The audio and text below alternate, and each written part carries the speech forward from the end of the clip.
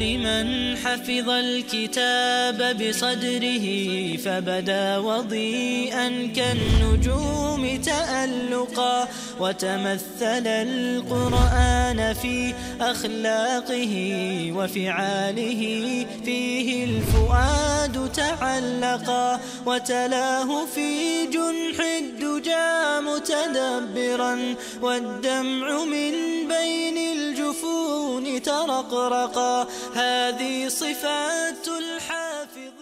بسم الله الرحمن الرحيم. الصلاة والسلام على رسوله الكريم وخاتم النبيين صلى الله عليه وآله وسلم. ربي يسر ولا تعسر وتمم بالخير وبك نستعين. الحمد لله رب العالمين. أعوذ بالله من الشيطان الرجيم. بسم الله الرحمن الرحيم. ألهاكم التكاثر حتى زرتم المقابر كلا سوف تعلمون ثم كلا سوف تعلمون كلا لو تعلمون علم اليقين لترون الجحيم ثم لترونها عين اليقين ثم لتسألن يومئذ عن النعيم. الحمدللہ سورۃ تکاثر کو آج ہم نے دیکھنا ہے. سورۃ تکاثر میں اللہ سبحانہ و تعالیٰ نے ہم سے کیا بات کی، ہمیں کیا اس میں ہمارے سیکھنے کے لیے ہے، کیا ہمارے عمل کے لیے ہے اور کیا ہمارے گرامر کے طور پر سیکھنے کے لیے ہے. پہلی آیت کیا ہے؟ الہاکم التکاثر. اب یہ چونکہ اس طرح کا پہلی بار مادہ سامنے آیا ہے، یہ اس میں جو اوریجنل ورڈ ہے وہ ہے لام ہا اور واو. لام ہا اور واو ہے. آپ نے سنا ہوگا کیا جی؟ لہون، لہو، لعب. لہون سے مراد ایسا تماشا جو انسان کو غفلت میں ڈال دے، وہ اس کو کیا کرے؟ مصروف کر دے، غافل کر دے اس کے اصل کام سے. یعنی اس قسم کی مصروفیت، اس قسم کے تماشے میں لگ جانا کہ انسان اپنے اصل بات سے غافل ہو جائے. تو اس لہون سے یہ باب افعال میں گیا. افعلا یفعلو، افعلا یفعلو میں گیا یہ، اور وہاں پہ الہا یلہی، اس میں تبدیلی آئی. کیوں تبدیلی آئی؟ کہ حروف علت موجود تھا اور یہ جو ہم نے غیر صحیح کی کیٹیگری پڑھی تھی اس کے اندر یہ ناقص تھا. تو اس کی وہ چینجز، وہی بات ہے کہ چینجز اگر آپ ریپیٹ کرنا چاہیں گے تو وہ آپ لسان القرآن بک کی طرف ریفر کر سکتے ہیں. اگر آپ دہرانا چاہیں تو آپ کو 5 منٹ میں بعد وہاں سمجھ آ جائے گی. تو وہاں سے بنا الہا یلہی. ویسے زیادہ ہوتا یہ ہے کہ جب ہم قرات کرتے ہیں، تھوڑا غور کرنا شروع کرتے ہیں نا، تو ہمیں ان چیزوں کی اتنی ضرورت نہیں پڑتی. آٹومیٹکلی پتہ چل جاتا ہے اچھا یہ الہا یلہی ہے. زبان ایکسیپٹ ہی نہیں کرتی کوئی وہاں پہ مسٹیک. تو اب الہا، الہا فعل ماضی افعلا کے وزن پہ، باب افعال. الہا، الہا کا مطلب اس نے غافل کر دیا، اس نے غافل کر دیا. الہا فعل ماضی. فاعل کون ہے اس میں؟ اگر ضمیر دیکھیں تو ہوا. الہا فعل ماضی واحد مذکر، اس کا مطلب ہوا فاعل ہے. لیکن جیسے ہم نے پہلے بھی بات یہ ریپیٹ کیا کہ اگر پہلا صیغہ ہو اور چوتھا واحد مذکر اور واحد مؤنث ہوں غائب کے، تو امکان ہے کہ فاعل موجود ہوگا. لیکن اگر اس کے علاوہ ہوں گے تو فاعل موجود نہیں ہوگا. اب فاعل پہچاننے کا طریقہ کیا ہے؟ فاعل حالت رفع میں ہوتا ہے. دیکھیں حالت رفع میں اس آیت میں کون ہے؟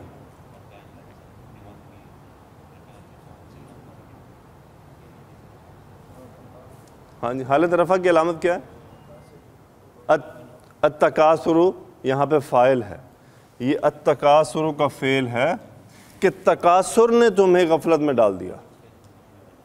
تکاثر نے تمہیں غفلت میں ڈال دیا. تکاثر کیا ہے؟ باہم کثرت طلب کرنا، مقابلہ کرنا مال میں، جاہ میں، یعنی کسی بھی ایسی چیز نے. دیکھیں وہ غفلت کیا ہوگی اگر اس نے آپ کو دین سے غافل کر دیا. ورنہ صحابہ کا بھی مقابلہ تھا لیکن وہ اس کام میں تھا کہ اس سے وہ دین ہی چاہتے تھے. ایسے کام میں پڑ جانا جو دنیا کے اندر جو ہے نا ہمیں کھبا دے اور اللہ کے دین سے اور اللہ سے ہمیں غافل کر دے. وعلیکم السلام ورحمۃ اللہ. تو وہ تکاثر باہم کثرت طلب کرنے نے کیا کر دیا؟ غافل کر دیا. اب مفعول کون ہے؟ کسے غافل کیا؟ کم. جیسے ہم نے پہلے اس بات کو ڈسکس کیا ہے کہ ضمائر جو فعل کے ساتھ جڑے ہوتے ہیں وہ مفعول ہوتے ہیں. یعنی اس میں کوئی زیادہ ایک ہنٹ ہے سمپل سا کہ فعل کے ساتھ جتنے بھی ضمیر جڑے ہوتے ہیں وہ بالکل ڈائریکٹ مفعول بول دیں آپ اسے. تو الہاکم، اس نے تم سب کو غافل کر دیا. کس نے کیا؟ تکاثر نے. تکاثر نے، باہم کثرت طلب کرنے نے تمہیں غافل کر دیا. الہاکم التکاثر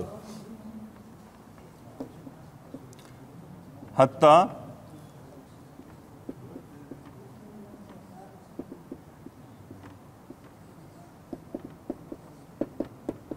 زرتم المقابر.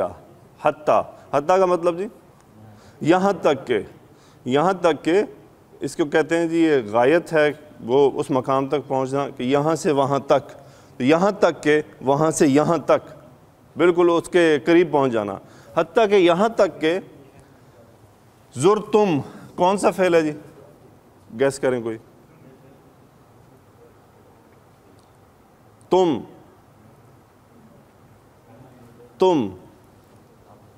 ہاں جی، فعل ماضی. یہ تم کی آواز فعل ماضی میں آتی ہے. فعل، فعلا، فعلو، فعلت، فعلتا، فعلنا، فعلتا، فعلتما، فعلتم، زرتم. اس کے اندر جو اوریجنل مادہ ہے وہ ہے زاد، یا اور واو اور را. زا، واو اور را اس کے اندر اصل مادہ ہے. یہ کون سے باب میں سے ہے؟ یہ باب نصرہ سے ہے، لیکن بیچ میں واو آ رہا ہے. تو اگر بیچ میں حرف علت آ جائے تو وہ اجوف کہلاتا ہے. اس کے اوپر قواعد اپلائی ہوتے ہیں تبدیلیوں کے. تو وہاں سے کیا بن جاتا ہے؟ زارا یزورو، زیارت کرنا. زارا، اس نے زیارت کی. یزورو، وہ زیارت کرے گا. مطلب کسی کو ملنے جانا، کس سے ملاقات کرنے جانا. یعنی اگر میں کہنا چاہوں کہ میں نے کل حامد سے ملاقات کی تو زرتو حامدن، میں نے حامد سے ملاقات کی، میں نے اس کی زیارت کی. یہاں تک کہ تم نے جا دیکھا، تم جا ملے. اب یہاں پہ آپ کو ڈیفرنٹ ترجمے مل جائیں گے. کوئی کہے گا جا ملے، کوئی جا پہنچے، تم نے زیارت کی. یہاں تک کہ تم نے زیارت کی، تم سب نے. اب اس میں فاعل کون ہے؟ انتم فاعل ہے. پہلے اور چوتھے صیغے کے علاوہ کوئی بھی فعل ہوگا تو فاعل اس کے اندر ہی موجود ہے ضمیر کی صورت میں. تم سب نے زیارت کی، کس کی؟ حالت نصب، یہ مفعول ہے، قبروں کی. تم سب نے قبروں کو جا دیکھا. یہ مقبرت ان کی جمع ہے.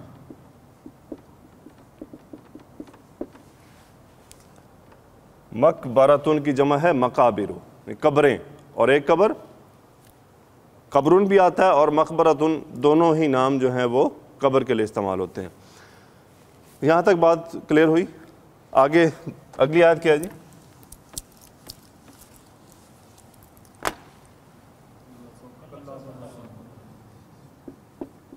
کلا سوف تعلمون. کلا کے بارے میں جیسے کل بات ہوئی تھی، یہ ایک ایسا ورڈ ہے جو ڈانٹ ہے لیکن نفی والی ڈانٹ ہے، منع کرنے والی ڈانٹ ہے. کلا، ہرگز نہیں. کلا، ہرگز نہیں. سوفا، اچھا یہ ہرگز نہیں کس بات کو ہے؟ اس تکاثر کو. یعنی ہرگز نہیں، یہ نہیں ہو سکتا. اگر تم یہ کرو گے تو پھر کیا ہوگا؟ کلا، ہرگز نہیں. سوفا، سوفا کس لیے آتا ہے جی؟ مستقبل کے لیے. اور ایک ہے مستقبل ستعلمون، قریب کا مستقبل، اور سوفا تھوڑا سا آگے، ان قریب جسے آپ کہہ لیں. یعنی اگر میں کہوں گا سأزور زیدن، میں زید کو وزٹ کروں گا، یہ تو میں ابھی یہ نہیں ہو سکتا 5 منٹ بعد کروں. لیکن اگر میں کہتا ہوں سوف ازور کا، میں تمہیں ان قریب وزٹ کروں گا، اس میں ٹائم معین نہیں ہے. لیکن یہ ہے کہ قریبی وقت میں اگر مجھے دیر سے وزٹ کرنا ہے تو میں اسے ٹائم بتا دوں گا، اگلے مہینے کروں گا، اگلے سال کروں گا. تو کلا سوف تعلمون، ہرگز نہیں، ان قریب. اس میں عین لام میم مادہ، علم یعلم جاننا. تعلمون، تا بتا رہی ہے تم سب، مستقبل. تعلمون، ہرگز نہیں، ان قریب تم سب کیا کرو گے؟ جان جاؤ گے. یہاں یوں کر لیں، ان قریب تم سب کو پتہ لگ جائے گا. آگے کیا ہے جی؟ ثم کلا سوف تعلمون. سیم ریپیٹ ہے, صرف ثم آیا. ثم کا مطلب ہوتا ہے پھر. یہ بھی حرف عطف ہے. یہ کیوں ہے؟ جس طرح ہم یوں کہہ لیں تمہیں پتہ لگ جائے گا, تینوں لگ جائے گا پتہ. جس طرح اب وہ شدت دھمکی اختیار کر گئی ہے, پھر تمہیں پھر بتایا جا رہا ہے کہ تمہیں اس بات کو جو اس کے رزلٹ میں چیزیں پیش آنے والی ہیں ان کی شدت کو بیان کرنے کے لیے یہ طریقہ کار اختیار کیا جا رہا ہے. پیچھے کل والی صورت میں ہم نے دیکھا تھا کہ اللہ عز و جل نے مال کے بارے میں ہمیں, اس میں مال کی بات آئی تھی. الذی جمع مالا وعددہ ویحسب ان مالہ اخلدہ. اس نے گمان کر لیا ہے کہ کیا اس کا مال, یعنی اس کا مال اس کے پاس ہمیشہ رہے گا.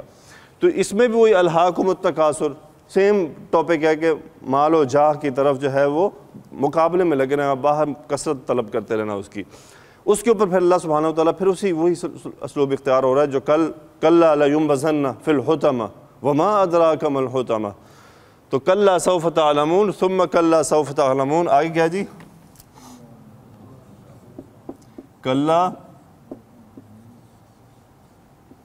لو تعلمون علم الیقینی. یہاں پہ آپ کو لا ملتا ہے کیونکہ یہ حرف عطف ہے تو پیچھے سے جڑا ہوا ہے. کلا لو تعلمون علم الیقین. کلا وہی جسے کہتے ہیں حرف ردا یا زجر. ہرگز نہیں. لو کا مطلب کیا ہے جی؟ ابھی تک جو اگر آپ کی انفارمیشن میں ہے, لو کا مطلب ہوتا ہے اگر. اگر کا مطلب کیا ہے؟ شرط.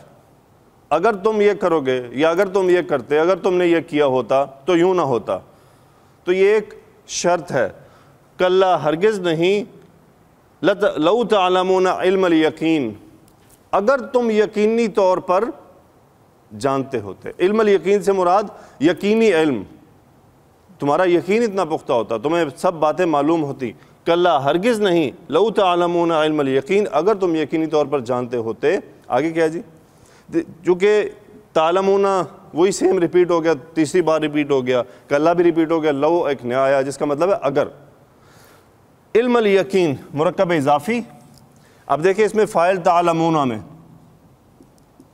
انتم, ان سب میں وہی فاعل ہے, تم سے مخاطب. انتم تعلمون, انتم تعلمون, یہاں بھی انتم تعلمون کیونکہ اللہ انسانیت سے خطاب کر رہے ہیں. انتم. علم الیقین, علم کے اوپر نصب نظر آ رہا ہے. علم الیقینی, یقین کا نالج, یعنی یقینی علم ہونا کسی بات کا. تو وہ نصب چلا گیا کیوں؟ مفعول کے طور پہ آ رہا ہے, مفعول کے طور پہ آ رہا ہے کہ یقینی علم ہونا تمہیں. آگے کیا ہے جی؟ ہاں جی, لَتَرَى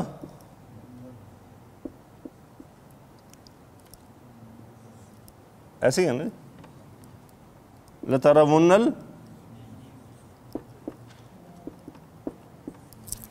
الجحیم. ہاں جی, یہ ہم نے کل ڈسکس کیا تھا. نون تشدید, آپ کو جس فعل میں تشدیدی نون نظر آئے تو یہ فعل مضارع کا تاکیدی اسلوب ہے, اور ساتھ لام ہو تو اس کا مطلب کہ تاکید کی اینڈ کر دی گئی ہے, جس کا ترجمہ اردو میں ضرور بالضرور, لازم باللازم, لازمی, یقینی, وہ دو چار ملا کے وہ کوشش کرتے ہیں کہ ہمیں سمجھ آ جائے کہ بات کیا ہے. لام وہی تاکید کے لیے ہے اور نون بھی تاکید کے لیے, لیکن یہ وہی ہے. را حمزہ یا مادہ ہے اس کا, جس کو ہم بار بار کر رہے ہیں. رآ یا یرا, دیکھنا, غور کرنا, دیکھنا. رآ یرا. اس سے پہلے ہم نے ماضی بنایا رأیتا, تم نے دیکھا. لیکن یہاں کیا ہے؟ ترا. کہاں پھر ہم نے کل پرسوں کی صورت میں دیکھا تھا ترا, الم ترا, اس میں تم نے دیکھا. اب یہاں پہ کیا ہے؟ ترون. یہ تھا ترونا, تم دیکھتے ہو یا تم دیکھو گے. تو وہ اگر آپ جائیں گے فعل, میں نے جو کل ویڈیو بنائی ہے اس میں وہ فعل مجہول کی گردان ساتھ اٹیچ کر دی ہے وہاں پہ, اس پوائنٹ پہ. میں کوشش کروں گا کہ اس کا منٹ نمبر آپ سے شیئر کر دوں کہ اس پوائنٹ پہ آپ اس گردان کو اگر دیکھنا چاہیں تو. وہ کیا ہے کہ ترونا, ترونا کو تشدید دی گئی تو کیا ہوا؟ ترونا. کیا بنا جی؟ ترونا, تم ضرور بے ضرور دیکھ لو گے. ضربہ سے بنا یضربو, یہاں پہ آپ نے دیکھنا ہے کہ اگر واو ہے تو پھر یہ جمع کا خطاب ہے، یا ہوگا تو وہ، تا ہوگا تو تم، باقی واو کنفرم کر دے گا جمع کا خطاب ہے. اور اگر ہوگا دیکھیں اضربنا، اضربنا، نضربنا، یضربنا، تضربنا، وہ جو با ہوگی یا جو آخری فعل یعنی فا عین لام، جو لام کلمہ ہے اس کے پیش چینج ہوگی تو وہ پھر کہاں چلا جائے گا؟ ہاں جی، یضربنا، تضربنا، تضربینا، تضربنا، اضربنا، نضربنا. جمع جو مثنیٰ ہے اسے کیا؟ یضربانی، تضربانی، تضربانی، تضربانی. یضربنا، یضربنا، تضربنا، تضربنا، یہ ہے پوری گردان اس کی نون تشدید کے ساتھ. لیکن آپ کو گردان نہ بھی یاد ہو، بس یہ پوائنٹ قرآن میں یہ کہ ہمیں پوری گردان نہیں چاہیے، ہم ہنٹس پک کر لیں، وہ بھی الحمدللہ ہمیں بہت فائدہ دیں گے. اب دیکھیں اگر آپ آج کی صورت دیکھ لیں، فعل ماضی بہت آسان ہے، آپ نے مفعول پہچان لیا، یہاں ہے کلا پھر ریپیٹ ہو گیا، تعلمون ریپیٹ ہو گیا، اب تعلمون دوبارہ آئے گا تو امید ہے آپ کو ویسے یاد ہو جائے گا. چونکہ ابھی بالکل ابتدائیہ ہے قرآن کا، ابھی تو ہم نے بس ٹچ کیا ہے. انشاءاللہ یہ ایک سپارہ یہ کمپلیٹ ہونے کے بعد اور سورہ بقرہ یعنی جو پہلا سپارہ ہے وہ جب آدھا کمپلیٹ ہوگا نا آپ کا کام ہو جائے گا. اس کے بعد بس یہی ہوگا، پھر ہم پڑھتے چلیں گے کیونکہ بہت ساری چیزیں آدھی سورہ بقرہ تک ریپیٹ ہو جائیں گی. اس کے بعد کوئی نہیں آئے گی. کسی نے کوئی اندازہ لگایا تو اس نے کہا پورے قرآن میں صرف 2000 الفاظ ایسے ہیں جو ریپیٹڈ نہیں ہیں. اب دیکھ لیں کتنے الفاظ ہیں قرآن میں، ہزاروں ہیں، لیکن اس میں صرف 2000 ایسے ہیں جو ریپیٹ نہیں ہوتے، باقی سب ریپیٹ ہوتے ہیں، ریپیٹڈ ہیں. تو انشاءاللہ یہ کوئی مشکل نہیں ہے، اگر ہم اس طرح جڑے رہے اللہ تعالیٰ ہمارے لیے آسانی فرمائے تو واقعی ہم بہت یعنی جیسے کل شیخ صاحب نے فرمایا تھا جمعہ خطبے میں کہ پچھلا سال جو گزرا اس پہ نظر ڈالیں اور اگلے سال کی پلاننگ کریں. تو یوں سمجھیں ہماری اگلے سال کی جو پلاننگ ہے، مستقبل کی جو اسلامی سال آ رہا ہے، انشاءاللہ ہم کوشش کریں گے کہ اس میں قرآن کو ختم کریں انشاءاللہ باذن اللہ. ہم اللہ سے دعا کرتے ہیں کہ وہ ہماری مدد فرمائے جس طرح اللہ نے ہماری ہیلپ کی لاسٹ ایئر میں. نہیں کسی گمان میں بھی نہیں تھا کہ ہم یہ کام کریں گے، اللہ ہمیں یہ توفیق عطا فرمائیں گے، لیکن اللہ نے ہمارے لیے یہ موقع رکھا ہوا تھا. اور کلاس شروع کرنے سے پہلے یہ اندازہ ہمیں نہیں تھا کہ ہم قرآن تک بھی پہنچیں گے، لیکن الحمدللہ ہم جڑے رہے. یہ اللہ کا احسان ہے، وہی توفیق دینے والا ہے. لا حول ولا قوت الا باللہ وما توفیقی الا باللہ، اللہ کی طرف سے ہی توفیق آتی ہے ساری. لترون الجحیم، اب یہاں پہ تشدید ہے، زور ہے سارا. ضرور بے ضرور تم دیکھو گے، کس کو دیکھو گے؟ جہیم کو، یعنی جہنم کو تم سب لازمی دیکھو گے. اب یہاں پہ انتم وہی فاعل اور یہ مفعول، جہیما، جہیما. اب کون دیکھے گا اس کو؟ ہاں جہنم کو کون دیکھے گا؟ ہاں جی کون جی؟ سب دیکھیں گے، سب دیکھیں گے، کافر یا مسلم سب دیکھیں گے. کیوں؟ جہنم سب کو دکھائی جائے گی، جنت بھی سب کو دکھائی جائے گی. اس کی ریزن اندازہ کر سکتے ہیں آپ کہ جن کو اس سے خلاصی ملنے والی ہے ان کو پتہ چل جائے کہ ان کو کتنے بڑے عذاب سے چھٹکارا ملا ہے. اور جو جہنم میں جانے والے ہیں وہ جنت کو دیکھ لیں گے کہ انہوں نے 60-70 سالہ زندگی کس بڑے کام کے لیے قربان کر دی. وہ ایک میں ویڈیو دیکھ رہا تھا، ایک آدمی تھا پتہ نہیں کون ہے، وہ کوئی عیسائی ہے شاید، اللہ عالم مجھے نہیں پتا مسلمان ہے یا عیسائی ہے، کوئی انگریز تھا. اس نے ایک بڑی ساری رسی پکڑی ہوئی تھی، شاید کسی نے وہ ویڈیو دیکھی ہو. اس رسی آپ نے دیکھی نا، وہ پوری آوازات کے مجھے وہ پوری ویڈیو مجھے مقصد سمجھ آ گیا تھا کہ اس کا کیا ہے. اگر اسد بھائی اس پہ وہ بہت پیاری ہے کہ اس نے ایگزامپل دی تھی. اس نے رسی ایک پکڑی اور اس کا صرف ایک چھوٹا سا کچھ انچ کا حصہ دکھایا جس پہ وہ نارمل ٹیپ ہوتی ہے کہ یہ کھلے نہیں، کہ یہ ہماری زندگی ہے اور باقی یہ رسی جو ہے انفینٹی. تو ہماری جو زندگی ہے وہ ٹیپ کے برابر ہے، 6 انچ جو کارنر پہ ہے، باقی انفینٹی ہماری زندگی ہے. تو ہم اس کے لیے محنت کر رہے ہیں، باقی جو رسی جتنی بھی ہماری زندگی ہے جو انفینٹی ہے اس کے لیے محنت نہیں کر رہے. تو اس نے وہ ایکسپلین کیا تھا اس میں بڑے اچھے طریقے سے کہ ہم تھوڑی سی چیز کے لیے محنت کر رہے ہیں زندگی کے لیے، اور اس کے بعد کی چیز کے لیے محنت نہیں کر رہے کہ ٹیپ بلدی ہے کہ یہ نہیں کھلے، بعد میں کیا ہوگا اس کی پرواہ نہیں. یہ اس میں بڑا، اور اس نے بہت لوگوں کو وہاں انسپائر کر دیا تھا اس بات سے.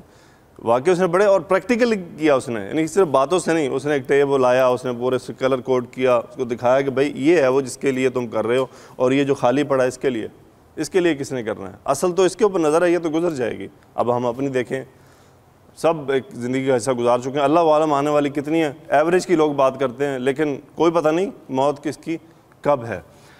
تو لَتَرَوُنَّ الْجَحِيمَ، یقینی طور پہ ضرور بضرور تم جہنم کو دیکھ لو گے۔ آگے کیا ہے جی؟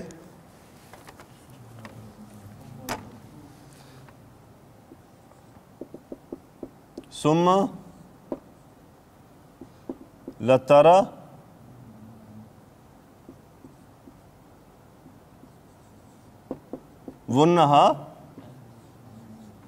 عَيْنَ الْيَقِينِ،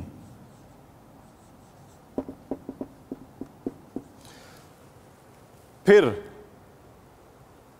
کیا ہوگا؟ لَتَرَوُنَّ، سیم وہی تم ضرور بے ضرور دیکھو گے۔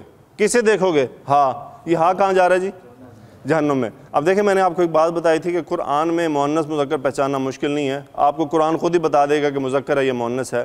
اب اگر ہم پیچھے دیکھیں تو مؤنث کوئی چیز نہیں ہے سوائے اس کے کہ جہیم کی طرف اشارہ ہے کہ تم اسے ضرور دیکھ لو گے۔ اب یہاں پہ لَتَرَوُنَّ، انتم تم سب فاعل، اور ہا مفعول، جیسے میں نے بتایا کہ ضمیر ساتھ جڑی ہو تو مفعول ہوتا ہے۔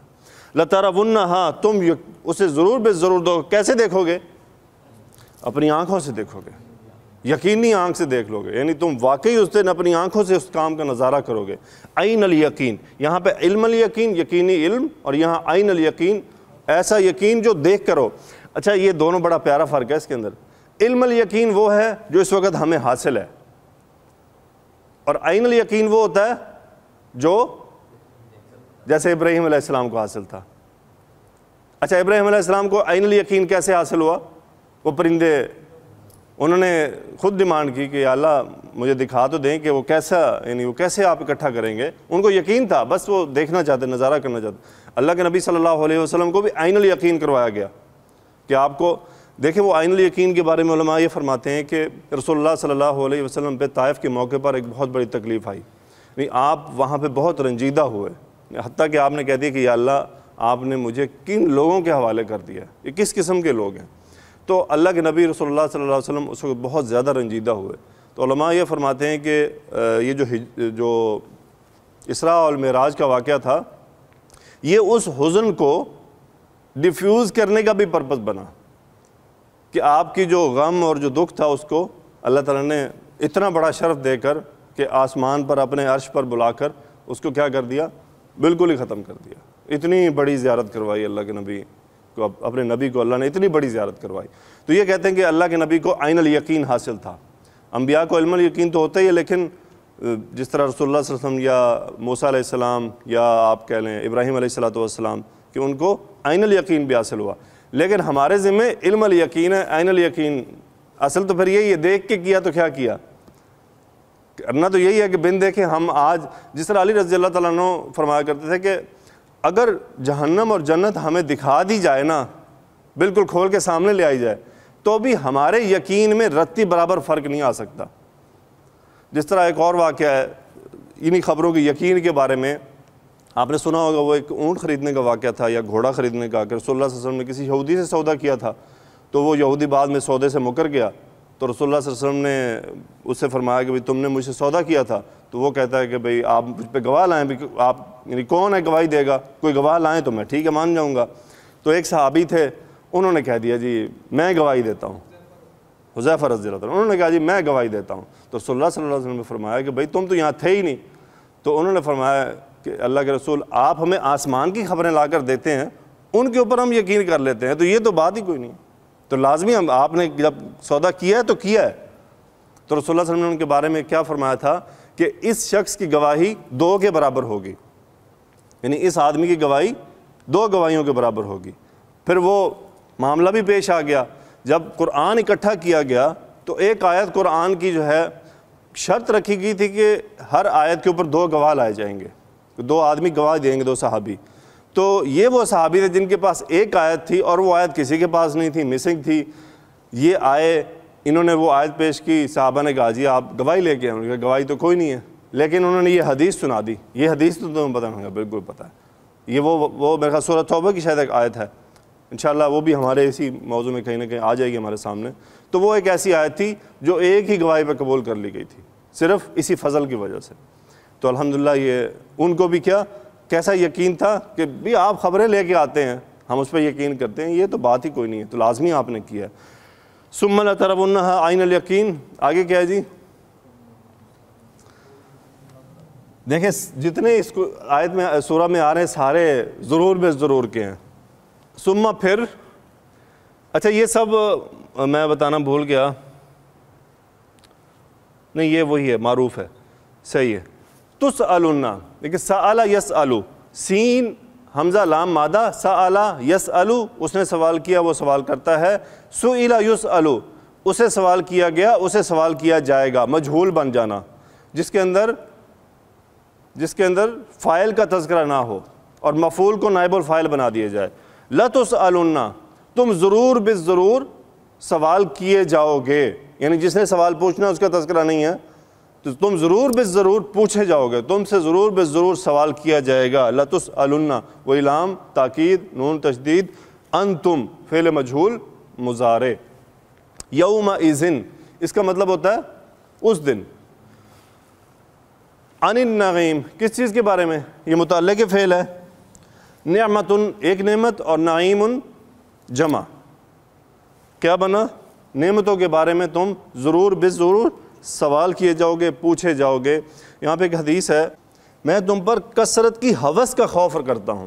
رسول اللہ صلی اللہ علیہ وسلم نے فرمایا مجھے تم پر فقر کا کوئی خوف نہیں, لیکن میں تم پر کثرت کی ہوس کا خوف کرتا ہوں, اور مجھے تم پر خطا کا کوئی خوف نہیں, یعنی مجھے تم پر خطا کا کوئی خوف نہیں لیکن تم پر جان بوجھ کر کرنے کا خوف کرتا ہوں. یعنی مطلب کیا ہے کہ مجھے اس بات کا کوئی فکر نہیں تمہارے معاملے میں کہ تم غریب رہو گے, ہاں البتہ اس بات کی فکر ضرور ہے کہ تم لوگ کیا ہے مال کی ہوس کا شکار ہو جاؤ گے, کثرت طلب کرنے لگو گے, مال کے پیچھے پڑ جاؤ گے. دوسرے خوف آپ نے کیا کہ تم سے خطا سے کوئی گناہ ہو جائے, مجھے اس کا کوئی خوف نہیں, لیکن مجھے اس کا خوف ہے کہ تم جان بوجھ کر گناہ کرو. اس بات کا خوف ضرور ہے کہ تم یہ کرو گے. خطا ہو جانا ایک الگ بات ہے, لیکن جان بوجھ کے گناہ کرنا اس کا رسول اللہ صلی اللہ علیہ وسلم کو خوف تھا کہ تم سے یہ ضرور ہوگا. جس طرح کل ہمیں فیصلہ کیا تھا کہ جو ہمارا گیپ آ رہا ہے اس کو ختم کر لیں, کیوں شاہد بھائی؟ تو اسد بھائی ہم نے یہاں پہ ایک طریقہ شروع کیا ہوا ہے, ڈاکٹر صاحب جانو صاحب آپ بھی, کہ ہم پہلے گرامر دیکھتے ہیں اور جو جس پورشن کی ہم گرامر کرتے ہیں اس کا درس قرآن سے جو ہمارے لیے میسج ہے اس کو پڑھ لیتے ہیں. تو ہوا یہ تھا کہ پرسوں ہم نے 2 صورتیں کیں لیکن اس کا ہم نے ایک پورشن کیا. تو کل شاہد صاحب نے مشورہ دیا کہ بھی مناسب یہ ہے کہ جو جتنا ہم گرامر کریں اسی کا پورشن ہم کر لیا کریں تو ہمارے لیے اچھا ہوگا, تاکہ وہ دونوں چیزیں میچ ہو جائیں گی جو ہم نے یہاں دیکھا اور پھر وہ کتاب میں کس طرح سے ہے. کل کی صورت تھی سورہ ہمزہ. اعوذ باللہ من الشیطان الرجیم, بسم اللہ الرحمن الرحیم. ویل لکل ہمزۃ لمزہ الذي جمع مالا وعدد يحسب ان ماله اخلده كلا لينبذن في الحطمة وما ادراك ما الحطمة نار الله الموقدة التي تطلع على الافئدة انها عليهم مؤصدة في عمد ممددة. بڑی خرابی ہے ہر ایسے شخص کے لیے جو پس پشت عیب نکالے, یعنی غیبت کرے, اور منہ اور سامنے یعنی کسی کے سامنے تانا دینے والا ہو, جو مال جمع کرتا ہے اور اس کو بار بار گنتا ہے, وہ خیال کر رہا ہے کہ اس کا مال اس کے پاس ہمیشہ رہے گا, ہرگز نہیں. واللہ, وہ شخص ایسی آگ میں ڈالا جائے گا. اچھا یہاں انہوں نے واللہ لکھا ہے, جو لام ہم نے پڑھا ہے نا لام تاکید, اس کا ترجمہ انہوں نے قسم سے کیا ہے کہ اللہ کی قسم, ایسا نہیں ہے, یہ لازمی حطمہ میں ڈالا جائے گا. حطمہ کیا ہے؟ جو توڑ موڑ دیتی ہے. وما ادراک ما الحطمہ, تمہیں کیا معلوم کہ حطمہ کیا ہے؟ نار اللہ الموقدہ, اللہ کی آگ ہے بھڑکائی ہوئی. التی, جو تطلع علی الافئدہ, پہنچے گی دلوں تک. انہا علیہم موصدہ, اور وہ ان پر بند کر دی جائے گی. فی عمد ممددہ, بڑے لمبے لمبے ستون میں. وجہ تسمیہ, اس صورت کی پہلی آیت کا لفظ ہمزہ آیا ہے, اسی لیے اس صورت کا نام بھی ہمزہ مقرر ہوا. شان نزول, اس صورت کے شان نزول کے سلسلہ میں لکھا ہے کہ بعض کفار مکہ مثلا خنس بن شریق اور امیہ بن خلف, ولید بن مغیرہ, ہر ایک مجلس میں رسول اللہ صلی اللہ علیہ وسلم اور مومنین کی بدگوئی کیا کرتے تھے, تانا زن رہتے تھے, عیب نکالا کرتے تھے. یہ صورت انہی کفار کو متنبع کرنے کے لیے نازل ہوئی. انسانی حقوق کی اہمیت, یعنی اس میں جو انسانی حقوق کے بارے میں بات کی گئی اس کی طرف اشارہ ہے. واضح ہو کہ ظلم اور گناہ 2 قسم کے ہیں. ایک وہ جو اللہ کے حقوق سے متعلق ہیں، جیسا کہ اللہ کی عبادت نہ کرنا، اس کے مقرر کردہ فرائض انجام نہ دینا، اس کے منع کردہ گناہوں کا مرتکب ہونا۔ دوسرے وہ جو بندوں کے حقوق ہیں، کسی کا حق ادا نہ کرنا، بلا وجہ کسی کو تکلیف پہنچانا، ایذا دینا، کسی کی آبرو ریزی کرنا، کسی کے دل کو رنج دینا، خصوصاً خاصان خدا کی دل آزاری کرنا۔ خاصان خدا یعنی اللہ کے نیک بندوں کی خاص طور پہ ان کو تکلیف دینا، یعنی کوئی نیک آدمی ہے اس کو دلی رنج دینا، کیوں اس کے اندر کیوں انہوں نے اس کو سنگل آؤٹ کر دیا ہے، تھوڑا سا ان کو اہمیت دی ہے کہ وہ تو اللہ کے قریب ہوتے ہیں، اور ان کو تکلیف دینا، ان کو ان کی یعنی بدگوئی کرنا، ان کو برتانے دینا، یہ اس سے بھی زیادہ خطرناک ہے کہ ایک عام مسلمان کے بارے میں کیا جائے۔ یہ دوسرے قسم کے گناہ جو حقوق العباد سے متعلق ہیں ایسے سخت ہیں کہ اگر ان کا مرتکب صاحب حق سے معاف نہ کرائے تو محض توبہ اور استغفار سے بھی معاف نہیں ہوتے۔ حقوق العباد میں سے ایک غیب اور بدگوئی، غیبت اور بدگوئی اور طعنہ زنی بھی ہے۔ قرآن کریم میں غیبت کرنے والے کو اپنے مردہ بھائی کا گوشت کھانے سے تشبیہ دی، اور حدیث میں اس کو زنا سے زیادہ سخت بیان کیا گیا ہے۔ غیبت و بدگوئی کی برائی۔ مکہ کے قریش کافر غیبت و بدگوئی کی بلا میں سخت مبتلا تھے۔ حضرت صلی اللہ علیہ وسلم کی بدگوئی کیا کرتے تھے اور غریب ایمانداروں پر طعن و تشنیع کیا کرتے تھے، ان کی نماز و عبادت کی نقلیں اتار کے لوگوں کو ہنسایا کرتے تھے اور نفرت دلایا کرتے تھے۔ اس سورہ میں ان کے اس فعل شنیع کی سخت مذمت فرمائی گئی اور اس کے مرتکب کے لیے المناک عذاب کی وعید سنائی گئی۔ چنانچہ ارشاد ہوا ویل لکل ہمزۃ لمزہ، بڑی خرابی ہے دین و دنیا میں ہر ایسے شخص کی جو پس پشت عیب نکالنے والا ہو اور روبرو طعنہ دینے والا ہو، غیبت کرنے والا، تمسخر اڑانے والا ہو، طعن و تشنیع کرنے والا ہو، تو اپنے اخلاق رذیلہ کی وجہ سے لوگوں کی نظروں میں ذلیل رہتا ہے، عزت و آبرو سے ہاتھ دھو بیٹھتا ہے اور لوگوں کی دعوت مول لیتا ہے، اور آخرت میں نار جہنم کی اسے سزا جو ہے وہ بھگتنی پڑے گی۔ یہاں سورہ میں کفار کی جس خصلت کا ذکر ہوا ہے، نہایت افسوس کے ساتھ آج کل مسلمانوں میں یہ عادت کثرت سے رواج پا گئی ہے۔ معاملہ فہمی، صلح جوئی، توصیت و حق، تحمل، بردباری، نصیحت اور خیر خواہی، ایثار اور ہمدردی کا خیال مٹتا جا رہا ہے۔ اسی وجہ سے مسلمانوں کو شیرازہ بکھر چکا اور اسلام کی مجموعی قوت کو ایک صدمہ عظیم پہنچ رہا ہے۔ اللہ تعالیٰ ہی اس امت مسلمہ کی اصلاح کی صورت غیب سے ظاہر فرما دے، آمین۔ ایک ہمارے بزرگان دین اور سلف صالحین میں وہ بھی تھے کہ جو عمر بھر کسی غیبت نہیں کرتے تھے۔ یہاں پہ ایک کا لکھا ہوا، امام بخاری رحمۃ اللہ علیہ نے فرمایا قیامت میں مجھ سے غیبت کے بابت کوئی مواخذہ نہ ہوگا۔ یعنی وہ اپنے اوپر کتنے شور تھے اس بات میں، کہتے میں نے کسی کی غیبت عمر بھر نہیں کی، میں نے کبھی کسی کی کوئی غیبت نہیں کی، جبکہ آج غیبت مسلمانوں کا اوڑھنا بچھونا اور محبوب مشغلہ بنا۔ رسول اللہ صلی اللہ علیہ وسلم نے غیبت کو اپنی تعلیم میں سخت ترین گناہ قرار دیا، اور بہتان کا درجہ تو اس غیبت سے بھی آگیا ہے۔ ایک دوسری حدیث میں رسول اللہ صلی اللہ علیہ وسلم کا ارشاد نقل کیا گیا کہ اے لوگوں جو زبان سے ایمان لائے ہو اور ایمان ابھی ان کے دلوں میں نہیں اترا، مسلمان کو غیبت نہ کیا کرو، ان کے چھپے ہوئے عیبوں کے پیچھے نہ پڑا کرو، کیونکہ جو ایسا کرے گا اللہ تعالیٰ کا معاملہ بھی اس کے ساتھ ایسا ہی ہوگا، اور جس کے ساتھ اللہ کی طرف سے یہ معاملہ ہوگا تو اللہ تعالیٰ اس کو اس کے گھر میں ذلیل کر دے گا۔ یعنی جو آدمی لوگوں کے عیب تلاش کرنے میں رہتا ہے تو اللہ اس کے گھر میں اس کو ذلیل کر دیتے ہیں، یعنی وہ اس کے ایسے کام جو کسی کو بھی نہیں معلوم ہوتے اللہ اس سب کو کھول دیتے ہیں، تو وہ پھر گھر میں بیٹھا ذلیل ہو جاتا ہے۔ ایک حدیث میں رسول اللہ صلی اللہ علیہ وسلم کا ارشاد ہے کہ مومن نہ طعنہ باز ہوتا ہے، نہ لعنت کرنے والا ہوتا ہے، نہ فحش بکنے والا ہوتا ہے، نہ بے حیائی کرنے والا ہوتا ہے۔ یعنی مومن کی چار خصلتیں بتائیں، ایک نہ وہ طعنے دیتا ہے، دوسری نہ وہ لعنت کرتا ہے، تیسری نہ وہ گالیاں دیتا ہے، فحش باتیں کرتا ہے، اور چوتھا کیا ہے، نہ وہ بے حیائی والے کام کرتا ہے، یعنی زنا، کوئی بھی ایسا کام جو بے حیائی کے زمرے میں آ جائے وہ یہ نہیں کرتا۔ غیبت و بدگوئی کا مرض کیوں لگتا ہے؟ آگے بتلایا گیا کہ اس خبیث عادت یعنی اسی وہ جو ہم نے صورت پڑھی تھی نا اس کے اندر یہ باتیں علماء دیکھتے ہیں، ہماری نظروں سے اوجھل ہوتی ہیں، وہی بتاتے ہیں کہ یہ کیا ساری سٹوری کیا ہے، یہ پہلے غیبت کا تذکرہ کیا ہے، پھر وہ برائیاں پیدا کس وجہ سے ہوتی ہیں وہ بھی اسی صورت میں موجود ہیں۔ وہ فرماتے ہیں کہ جی طعنہ زنی، عیب جوئی، بدگوئی کا صبر کبر و تعالیٰ ہوتا ہے، یعنی بڑائی پسند کرنا، کسی کا متکبر ہو جانا، جو اپنے آپ کو اس سے کہ جس کی بدگوئی کرتا ہے اچھا اور برتر سمجھتا ہے، یعنی جب وہ غیبت کر رہا ہے یا برائی کر رہا ہے تو پہلے اپنے آپ کو اچھا بنا رہا ہے تو پھر وہ یہ کام کر رہا ہے، اور اس کبر و غرور اور تعالیٰ کا بڑا سبب مال و دولت ہے، یعنی وہ جو جمع مال و عددہ ہے وہ ریزن ہے کہ وہ چونکہ پیسہ آ گیا نا۔ خیر میں ایک دوست سے بات کر رہا تھا کہ اس جاب میں اللہ نے ہمیں بہت سارے گناہوں سے بچا لیا۔ وہ کون کون سے تھے؟ پہلی بات تو اللہ نے ہمیں عورتوں کے شر سے بچا لیا کہ نہ ہمارے ساتھ عورتیں کام کرتی ہیں، نہ ہم اس قسم کے امتحان میں پڑے ہیں، یہ بڑا اللہ کا فضل ہے، ورنہ تو گھر بھی برباد ہو جاتے ہیں، کوئی گھر نہیں برباد ہو تو زندگی تو برباد ہوتی ہے۔ دوسری چیز اللہ نے رشوت سے بچا لیا، ہمارا رشوت سے کوئی لینا دینا نہیں ہے۔ تیسری چیز اللہ نے لوگوں کے ساتھ لین دین کے معاملات کے اندر جو کمیشن بازی آتی ہے اس سے بھی بچا لیا کہ اللہ نے ہمارے ادھر کھاتے میں اختیار کو رکھا ہی نہیں۔ تو واقعی ہماری جو جاب ہے نا اس معاملے میں بڑی ثم الحمدللہ بہترین ہے کہ ہمیں اس قسم کے کوئی خوف خطرہ نہیں ہے۔ بس کیا ہے کہ جو ہم کام کر رہے ہیں اس کو پوری طرح کریں، بس وہ ایمانداری سے کر لیں تو ہماری عبادت عبادت ہے۔ بڑے گناہوں سے بچایا اللہ نے۔ آگے آ رہا ہے جی الذی جمع مالا وعددا یحسب ان مالہ اخلدا، جو غایت حرص سے مال جمع کرتا ہے غایت محبت و فرض سے۔ یہاں انہوں نے ایک بات لکھی ہے کہ اکثر بخیل مالداروں کی یہی حالت ہوتی ہے کہ بار بار روپیہ پیسہ گنتے رہتے ہیں، حساب نکالتے ہیں، اسی میں ان کو مزہ آتا ہے۔ اور جس بخیل مالدار سے پوچھا جائے کہ یہ مال کس لیے جمع کیا تو کیا کہے گا؟ وقت پر کام آئے گا۔ کیا کہتے ہیں جی؟ وقت پر کام آتا ہے۔ یہاں میں خیر وہ بخیل نہیں ہے لیکن یہ غلطی پائی جا رہی ہے۔ وہ کیا جواب دیتے ہیں؟ میں پوچھ لیں گے یار یہ بڑا پیسہ اور پلاٹ شلاٹ بنا رہے ہو تو کیا بڑھاپے میں کام آئے گا؟ یہ وہ نشاندہی ہے کہ نہیں، یہ غلط بات ہے۔ کام اللہ نہیں آنا ہے، یہ مال کام نہیں آئے گا، کام اللہ نے آنا ہے۔ آگے جی غایت محبت و فرض سے اس کو بار بار گنتا ہے، خیال کر رہا ہے کہ اس کا مال اس کے پاس سدا رہے گا، یعنی اس کے برتاؤ سے معلوم ہوتا ہے گویا یہ مال کبھی سے جدا نہ ہوگا بلکہ ہمیشہ اس کو آفات و عرض سماوی سے بچاتا رہے گا۔